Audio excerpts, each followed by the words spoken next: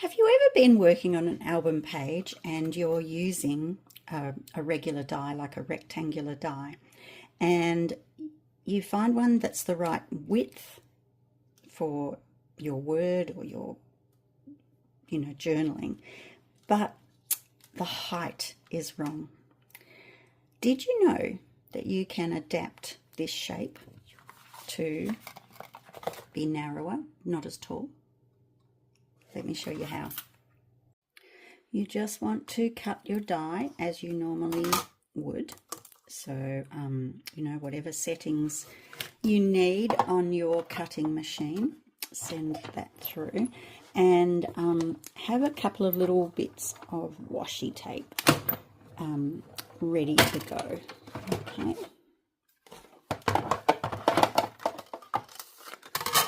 So here's our original size.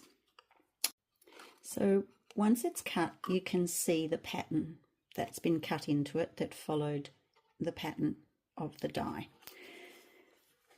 What you want to do is position this, just slide it along till you feel that the indents from the die have fitted into what's already been cut and that you have enough space here for whatever you want to do. This is the piece you're going to keep. This is the piece we don't need for this project. Alrighty. Now you are going to take your little bits of washi tape and just run it across there and wrap it around behind your die.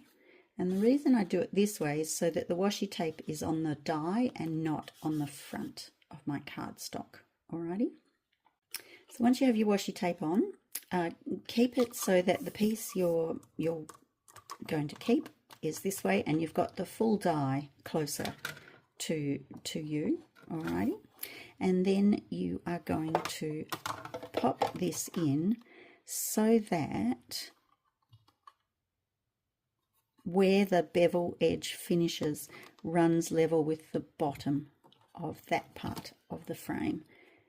And just squish it in and get it going. And this way we're not putting pressure back over here to recut those. Now it is going to pop, okay? So don't think you've broken your your machine. It's just that you've got so much of it hanging out along the way. Alrighty, and this piece will then come away, and look at that. You've got those perfect corners done and you're good to go. So if we compare that to the original, there you are. Just really clever way to use your dies. Hope that's been helpful. Be sure to follow for more useful tips to help you with your scrapbooking. Bye for now.